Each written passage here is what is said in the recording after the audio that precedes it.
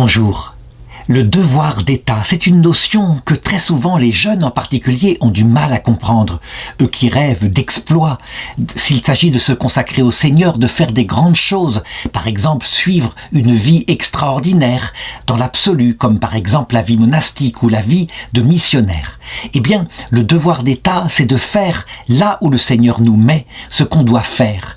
Il y a eu des personnes qui, quelquefois, étant dans une vie qui en apparence était très terne, du moins comme ça pouvait-on l'apprendre, ont fait leur devoir d'État et quelquefois l'ont fait alors qu'ils étaient rois. Je voudrais raconter ici la vie d'un roi, Saint-Édmond, le jeune roi d'East Anglie, un petit royaume d'Angleterre à l'époque des Vikings, mais un roi qui, jusqu'au bout, tint son devoir alors qu'il mourut, martyrisé, à l'âge simplement de 29 ans. Il avait été roi depuis l'âge de 14 ans. C'est un exemple, me semble-t-il. Comme l'avait dit le Seigneur, lorsqu'il nous accueillera dans l'autre monde et qu'il dira « En peu de choses, tu as été fidèle, je t'établirai sur beaucoup », eh bien, que chacun sache que lorsqu'il est roi d'un petit royaume qui peut être simplement le fait de faire ses études, de tenir ses études, puisqu'il faut qu'il ait un diplôme, qu'il le fait courageusement, qu'il s'occupe en même temps de ses parents, eh bien, il sera accueilli exactement comme le fut dans la gloire le jeune Saint-Édmond. D'abord, la source pour que je raconte cela, il est mort en 870. La date, on la connaît toujours, la date de la mort des rois, elle est bien gardée. Les dates de naissance sont plus floues, mais là, en l'occurrence, on a une source tout à fait solide, à savoir les écrits faits à peu près 20 ans après sa mort par le moine Abdon de Fleury, un moine d'une abbaye en France qui écrivit sa vie et qui la tint en source sûre depuis l'archevêque Saint Dunstan de Canterbury. Dunstan lui-même n'avait pas connu le roi, mais il avait connu personnellement celui qui était porteur de son armure et qui la lui avait raconté. Le livre qu'il écrit s'appelle en latin la Passio Sancti Edmundi et on va le voir, il y a peut-être des choses qui sont ajoutées en légende, mais manifestement les choses sont racontées simplement avec tous les détails, à savoir tous les détails de l'horreur, de la mort qu'on lui apporta par les Vikings qui à l'époque étaient encore païens, mais qui se convertiraient 2 siècles plus tard et qui deviendraient les plus doux des chrétiens. D'abord, regardons le contexte. Nous sommes donc au IXe siècle et, en Angleterre, il n'y a pas un royaume unifié.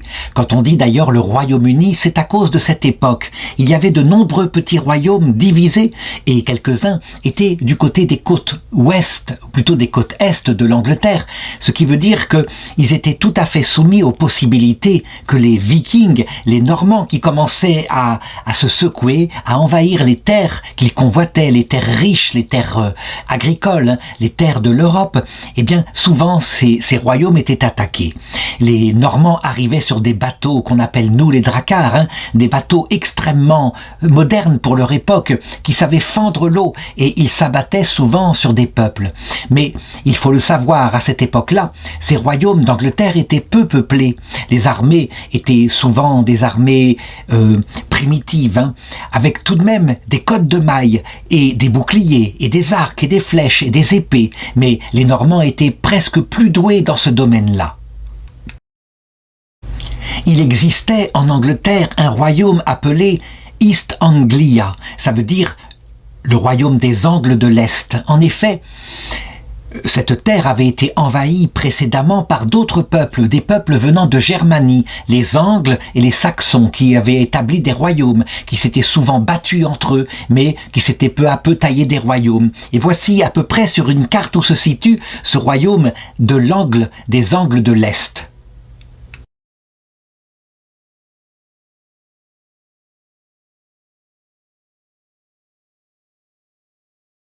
Dès le début du 7e siècle, eh bien, des villes en dur commencèrent à se bâtir, ce qui indique que, auparavant, il y avait surtout des tribus qui habitaient des villages qui étaient en bois. Certes, ce pays avait été conquis par les Romains, mais ils étaient partis au moment de la chute de l'Empire romain, et souvent les peuples étaient retournés au paganisme, pas entièrement, Il y avait des rois qui véritablement étaient chrétiens, et puis il y avait les monastères d'Irlande, avec des pères abbés puissants, qui envoyaient souvent des missionnaires ainsi dans toute cette région, en Northumbrie, un autre royaume, mais aussi en Anglie. Ainsi, peu à peu, par les rois, mais aussi par les princesses qui souvent étaient plus pieuses que leur mari ou que leur père, eh bien, le christianisme commençait à conquérir les cœurs dans ce royaume. On ne peut pas imaginer, mais il faudrait constater, je dirais comparer les époques, à quel point le christianisme adoucissait les mœurs, mais pas complètement, et peu à peu, les royaumes se faisant sans arrêt la guerre. Dès qu'un roi convoitait le royaume d'un autre roi, il entrait en guerre de cette façon-là. Donc le royaume d'East Anglie était un royaume assez fragile, mais voici que l'oncle de ce roi dont je raconte la vie, Saint Édmond, l'oncle décida à un moment donné de s'occuper de son salut et de partir en croisade en Terre Sainte avec l'idée peut-être d'y mourir et comme ça d'obtenir l'indulgence plénière, de parvenir au ciel. Nous étions à cette époque-là, à l'époque des pèlerinages, il n'y avait pas encore les croisades. Donc il décida de donner son royaume, ce petit royaume, à son neveu Édmond qui, à l'époque, était âgé de 14 ans. Il était né en 841. Il avait été élevé, pour être un futur éventuel roi, donc en apprenant le métier des armes, mais aussi par l'influence de sa mère dans la foi chrétienne, qu'il partageait véritablement profondément, au point qu'il se disait « Si un jour le destin m'amène à être roi, je ferai de mon royaume et de mon règne un service du Seigneur ». Il fut donc sacré en 855, le jour de Noël, le 25 décembre, à l'âge de 14 ans. Et ce sacre, véritablement, fut reçu par lui comme une mission venant de Dieu.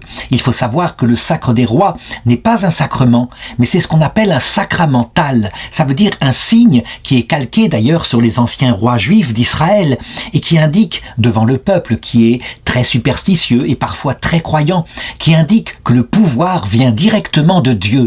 Comme à l'époque des rois d'Israël, toucher à la vie d'un roi chrétien, c'est faire un acte de lèse-divinité, de lèse-majesté, et c'est ainsi que les royaumes à cette époque-là peuvent s'établir dans une certaine paix. Ce qui est étonnant, c'est que son oncle ne fit pas un acte, je dirais, d'autorité solitaire. Il en parla à son peuple. Il demanda aux habitants de Suffolk, la capitale de son royaume, s'ils acceptaient son neveu comme roi, et il se prosterna. Il demanda leur avis, et eux votèrent et ils acceptèrent, si bien que, on le sait, Édmond fut amené pour son sacre, et il reçut ce jour-là une triple consécration. Parce que, il faut savoir, l'ordination des rois avait été calquée sur celle des anciens rois de la Bible, et donc la triple consacration faisait de lui non seulement le roi de son peuple, donc c'est la fonction pastorale, faisait de lui le grand prêtre, celui qui présidait quelque part aux cérémonies, à l'évangélisation du peuple, à la protection de l'Église, c'est la fonction sacerdotale du roi, et puis faisait de lui celui qui enseignait, qui indiquait la bonne direction, donc une sorte de fonction magistérielle. Il reçut ces 3 sacramentaux qui sont habituellement conférés plutôt à des évêques, mais qui étaient calqués, je l'ai dit, sur l'Ancien Testament, et il décida que son règne serait à l'image du grand roi David, le roi du peuple d'Israël, celui qui, devant Dieu, s'était montré juste. Certes, David n'était pas parfait, il était même tombé à un moment donné dans de graves péchés, mais toujours, il avait été aimé par Dieu parce que lorsqu'il prenait conscience de son péché, il s'en repentait avec des larmes et Dieu voyait à quel point il était sincère. Il voulut aussi imiter peut-être son fils, le roi Salomon, qui lui était un jeune roi sage dans sa jeunesse, mais qui malheureusement, et sur ce point il ne fallait pas l'imiter, qui dans sa vieillesse devint aigri, peut-être parce que il n'y avait pas à cette époque-là, à l'époque des rois d'Israël, l'annonce de la vie éternelle. ce que ne savait pas le roi Édmond, le saint roi Édmond, c'est que le Seigneur allait l'appeler à imiter un roi bien plus grand en Israël, le roi Josias, dont je raconterai tout à l'heure la vie rapidement pour voir à quel point le destin d'Édmond sera parallèle à ce roi Josias, le Saint Louis des Juifs.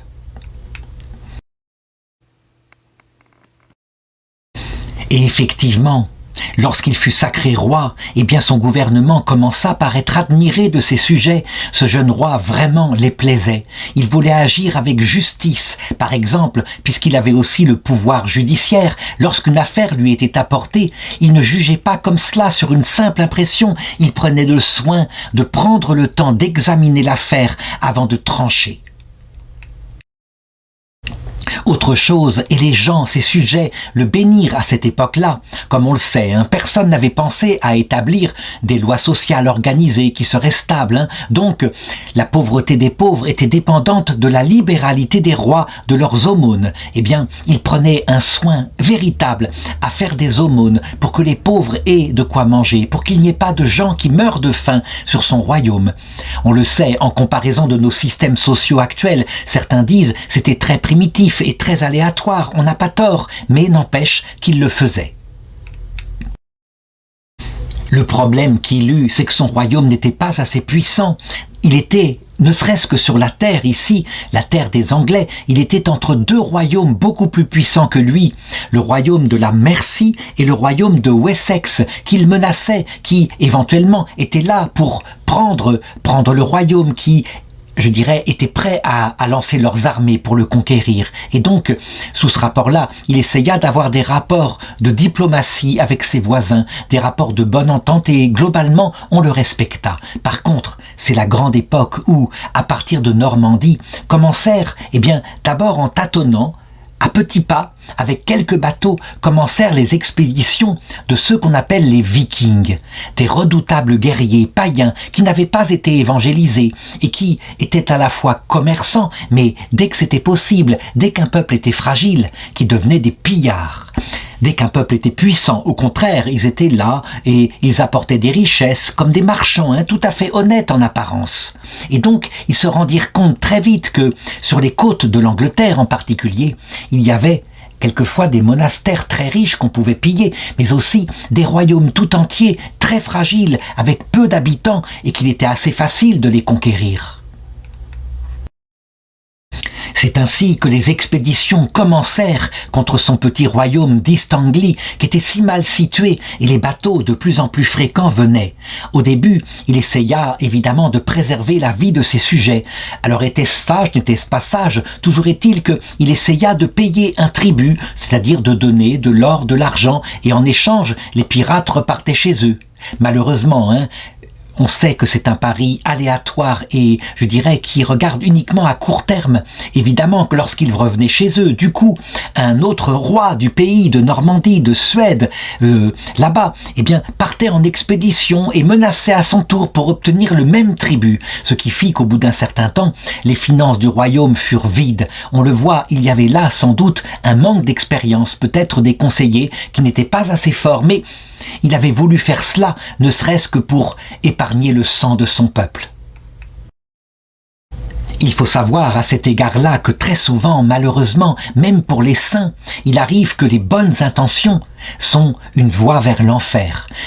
C'est pas seulement son cas, ça peut être le cas aussi, par exemple, d'un ordre qui se fonda quelques siècles plus tard, l'ordre de la Mercie, qui avait décidé que des moines entreraient dans la vocation en Espagne et quelquefois se livreraient eux-mêmes en esclavage ou alors apporteraient des rançons pour délivrer les pauvres gens qui avaient été pris en esclaves par les barbaresques musulmans.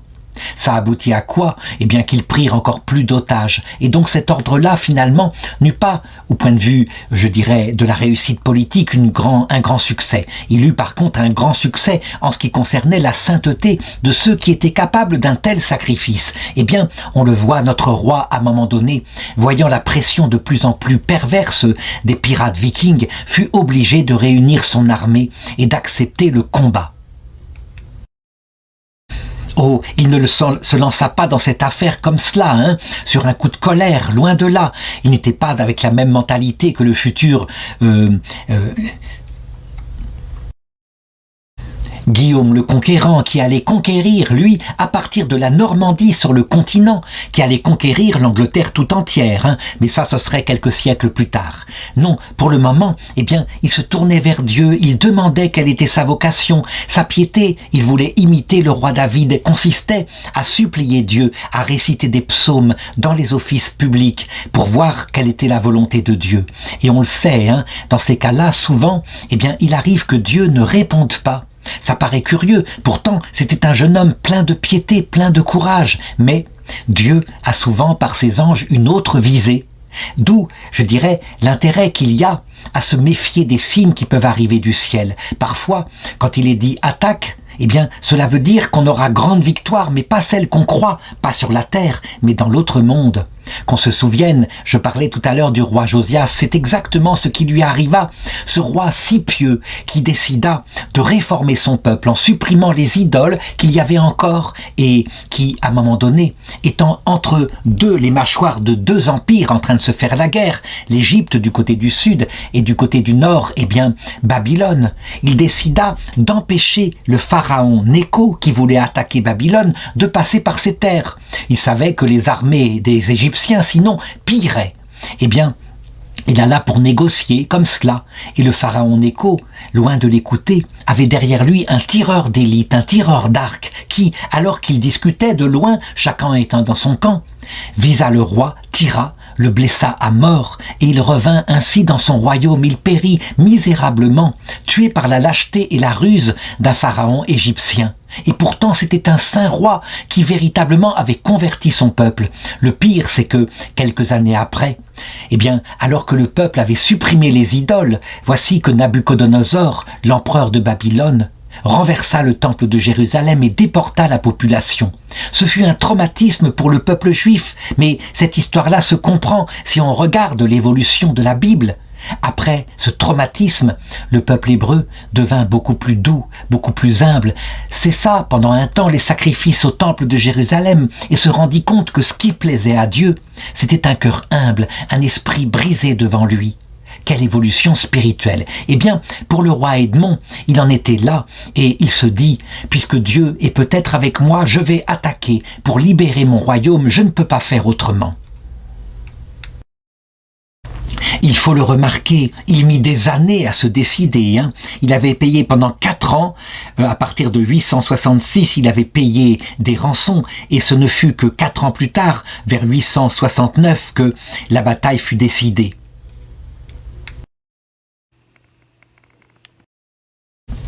Son armée était petite, mais il pensait qu'il pourrait peut-être vaincre. Cependant, voici que les Vikings, menés par un roi qui s'appelait Ivar, étaient venus depuis le Danemark avec de nombreux vaisseaux, beaucoup plus que d'habitude. Il atterrit, il s'installa sur le rivage, la bataille eut lieu, c'est la fameuse bataille de Thetford qui eut lieu le 20 novembre 1870. Mais l'armée d'Édmond étant trop faible, il eut le dessous et lui-même fut fait prisonnier. Pourtant, on le sait, les choses ne se passèrent pas comme cela d'un coup. Le roi Édmond réussit à s'enfermer dans son palais, mais il voyait bien, les Vikings étaient là qui maintenant envahissaient toute la campagne et qui faisaient périr le peuple, qui pillaient les fermes. Et afin que ne périsse pas la nation tout entière, alors le saint roi Édmond, qui était réclamé par les Vikings, accepta de quitter son palais et en digne membre du Christ, jeta ses armes et se laissa prendre. Il sut qu'il devait comparaître devant le chef impie comme le Christ devant le gouverneur Pilate, mais il désirait suivre les pas de celui qui s'est immolé en victime pour tous. Il faut savoir que les Vikings, qui étaient païens, n'avaient aucun respect pour sa dignité royale, bien au contraire. Ils le prenaient pour rien, il avait 29 ans, ils le garrottèrent dans des liens étroits, et là, ils se mirent à se moquer de lui, de toutes les façons possibles, par le bastonner, par lui arracher la barbe. Et vraiment, Ivar vint le voir et commença à négocier en disant « Livre-nous ton royaume, que nous nous y installions ». En réalité, les Vikings n'avaient même pas besoin de son autorisation, mais même sur ce point-là, il résista et dit avec droiture, « Je ne le ferai pas ». Alors, ils s'amusèrent à autre chose. Ils savaient qu'il était chrétien, il portait les marques du Christ, et donc ils décidèrent de le faire apostasier, ne serait-ce que pour se moquer de lui. Et lui, bien sûr, parce que, ici, on touchait au cœur de sa foi, il refusa bravement.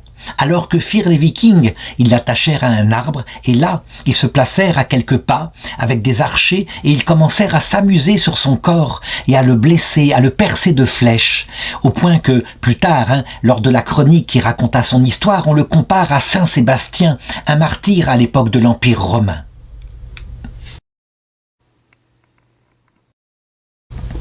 Je ne sais pas si c'est vrai, mais il est raconté dans la chronique que son corps, à un moment donné, devenait comme un chardon couvert d'épines.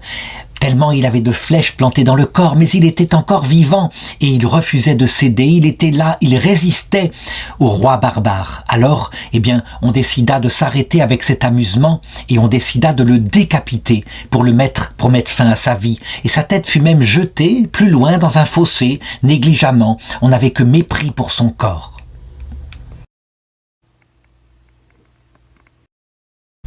Ensuite, les Vikings quittèrent le camp et ils se dirigèrent sur le royaume de East Anglie qui était maintenant sans défense. Ils tuèrent les abbés du monastère de Peterborough et les moines aussi. Ils brûlèrent tout, ils détruisirent tout, ils pillèrent tout ce qu'ils trouvèrent. Ils agirent comme ils agissaient d'habitude, dans un grand mépris de tout ce qu'il y avait de sacré pour ce peuple d'Angleterre. Ensuite, chargés de biens, chargés de richesses, ils reprirent la mer, ils s'enfuirent. Et c'est alors seulement que, peu à peu, les hommes sortirent des refuges où ils s'étaient cachés, des forêts sombres, et ils commencèrent à chercher le corps de leur roi. Ils cherchèrent partout sur le lieu où il avait été arrêté, mais ils ne le trouvèrent pas. Et finalement, quelqu'un le trouva, et il vit que sa tête était là, alors qu'il était mort depuis de nombreux jours. Elle était là dans un fossé. Et ce qui était fabuleux, c'est que elle était intacte, absolument intacte, sans aucune trace que les oiseaux de proie, les corbeaux pourraient avoir fait en picorant ses yeux, par exemple. Et ce qui était stupéfiant, c'est ce qu'ils racontèrent. Était-ce une légende ou simplement le fruit de l'admiration qu'ils avaient? Ils virent un loup qui était là et qui gardait la tête pour empêcher les oiseaux de proie de s'en approcher.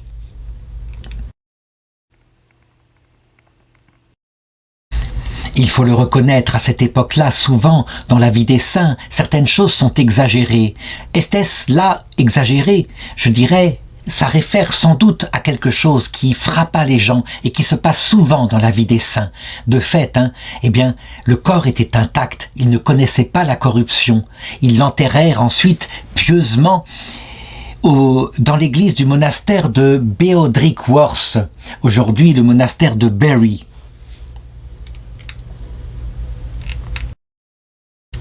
Tout le peuple, à partir de là, sut que ce roi n'était pas mort simplement en faisant son devoir d'État, mais qu'en plus, puisque on lui refusait le respect de sa foi, il était mort en véritable martyr de la foi. Il l'avait gardé jusqu'au bout. C'est une chose qu'on peut comparer d'ailleurs avec le roi Saint-Louis de France, qui, pareil, en ce qui concernait le gouvernement de ses États, n'était pas toujours très sage, très énergique, mais dès qu'on touchait à l'Église, qu'on voulait lui imposer la signature, par exemple, du serment constitutionnel imposé aux prêtres, il refusait. Cela dépassait sa conscience et on avait beau le menacer de mort, il tenait bon. Une force venant d'en haut le rendait fort de cette façon-là. C'est de la même façon, on peut le dire, que Louis XVI, finalement, est quelque part un peu martyr de la foi. De la même façon, le roi Edmond est le martyr de la foi. Il fut le premier roi d'Angleterre jusqu'à Charles Ier à être mort pour sa foi et en même temps pour la défense de son trône. Les gens savaient qu'il y avait là un roi saint et donc instinctivement, ils vinrent vers son tombeau pour obtenir des miracles. Ils pensaient que, dans leur superstition sortant à peine du paganisme, que forcément ce serait d'abord la guérison de leur corps qui viendrait. De fait, depuis le ciel, étant donné leur mentalité, le roi Edmond obtint de Dieu des guérisons pour leur corps, mais en vue de la guérison du progrès de leur âme. On raconte une série de miracles qui se passèrent sur son tombeau. Par exemple, il y avait un paralytique qui était là, qui était venu près de son tombeau et qui s'était endormi simplement parce qu'il était un peu mendiant. Et il le vit en rêve, il le vit qui lui apparaissait. Et le lendemain, lorsqu'il se réveilla de ce rêve, eh bien, il était guéri. Il avait vu le roi Edmond qui avait tracé un signe de croix depuis l'autre monde sur son corps et qui l'avait guéri. Il en témoigna. Un autre miracle, un chevalier de Lindsay était paralysé et il le vit apparaître dans sa chambre et lui toucher la tête et le haut du corps, puis lui ordonner d'aller prier sur son tombeau. Et il fut guéri en chemin.